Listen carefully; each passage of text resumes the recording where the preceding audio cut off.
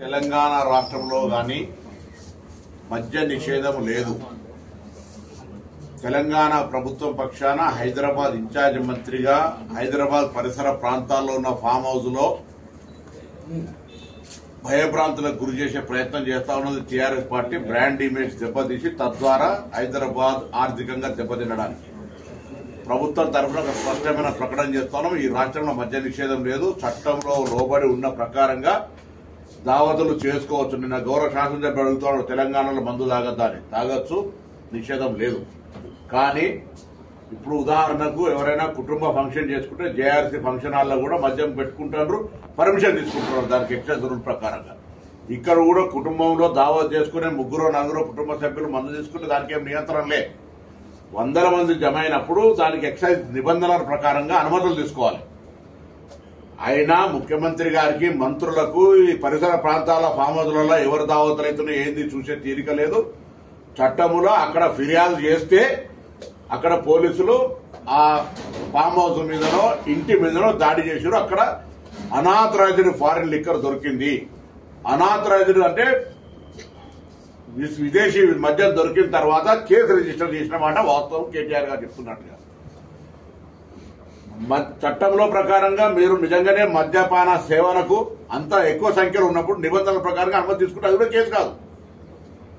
దాని తదుపరి జరిపిన పరీక్షల్లో డ్రగ్స్ ఐడెంటిఫై అయిందని మీరు కూడా ప్రకటన చెప్తా ఉన్నారు. ఆ తర్వాత కన్వర్టెడ్ ఇంటూ నార్కోటిక్ డ్రగ్స్. దీంట్లో ఏం చట్టంలో మేము పోయి ఏ ఫామ్ హౌస్ లో తాగుతారు, ఎవరైతే కేసు పెట్టాలనేది అది రాజకీయంగా కేటీఆర్ గారు బావమరిది కాబట్టి మీడియా అట్రాక్ట్ అనేది. మేము ఎవరు స్పందించలే. మేము స్పందిస్తలేమని స్వయంగా ఈ దేశ హోంశాఖ సహాయ మంత్రి బండి సంజయ్ అంటాడు మేము కేసీఆర్ కుమ్ముకైనమని.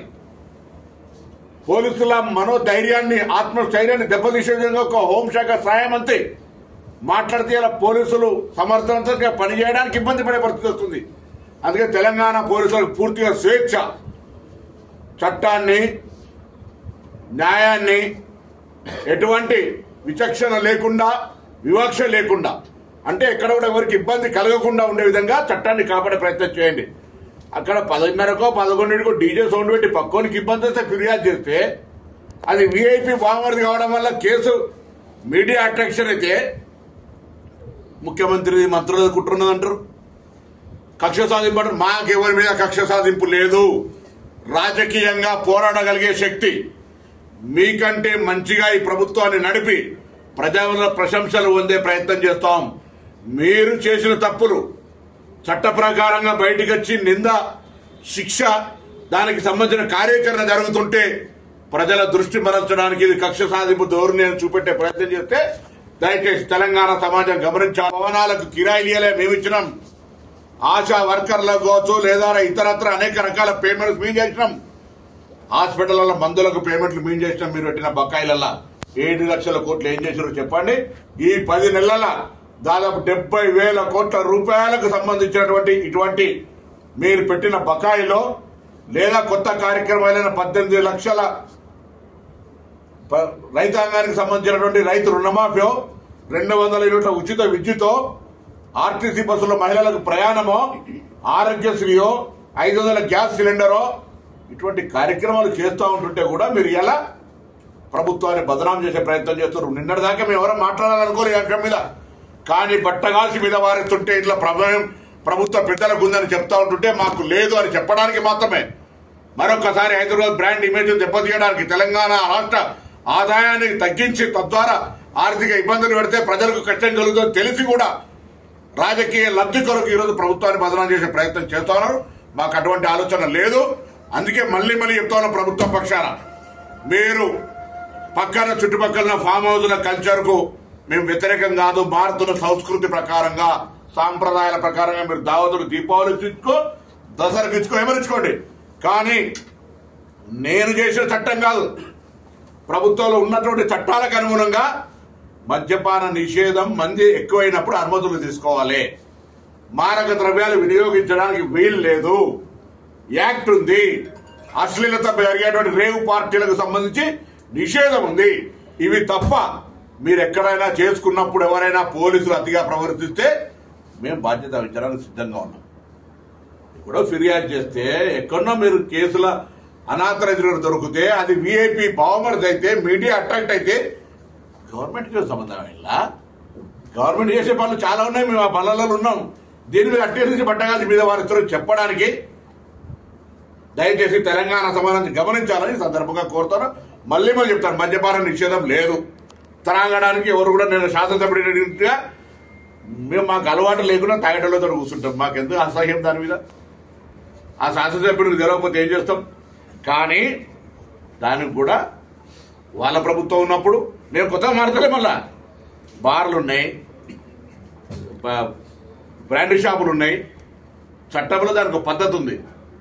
నువ్వు ఎక్కడో దావత్ చేసుకుంటే దానికి కూడా పర్మిషన్ ఇవ్వడానికి సిద్ధాంతం ఉన్నది.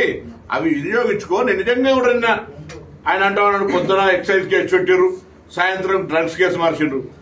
అంటే పొద్దున ఎక్సైజ్ కేసు దొరికినప్పుడు లిక్కర్ దొరికినప్పుడు డ్రగ్స్ కేసు పెట్టేది. నేనా ఎక్సైజ్ దొరికింది ఎక్సైజ్ కేసు పెట్టిండ్రు. దయచేసి తెలంగాణ సమాజం గమనించాలి. మాకు ఏ రాజకీయ పార్టీ, ప్రాంతీయ పార్టీలకు రాజకీయ కక్షలు ఉంటాయి, జాతీయ పార్టీలకు రాజకీయ కక్షలు ఉండవు. మేము ఈరోజు మళ్ళీ చెప్తున్నాం, హైదరాబాద్ పరిసర ప్రాంతాల్లో ఉన్న ఫామ్ హౌస్ యజమానులు కానీ ఇతరులు స్వేచ్ఛగా మీ విందు వినోదాలు చేసుకోండి. అశ్లీలత చోటు చేయకుండా, మారక ద్రవ్యాల ప్రమేయం లేకుండా, మద్యపానానికి సంబంధించి నిషేధం లేదు కాబట్టి దాని ప్రకారం అనుమతులు తీసుకొని మీరు ఎంత పెద్ద విందు చేసుకున్నా ఎవరికి అభ్యంతరం లేదు. ప్రభుత్వం వాటికి ప్రోత్సాహం చేయడానికి కూడా మాకేం ఇష్యూ లేదు.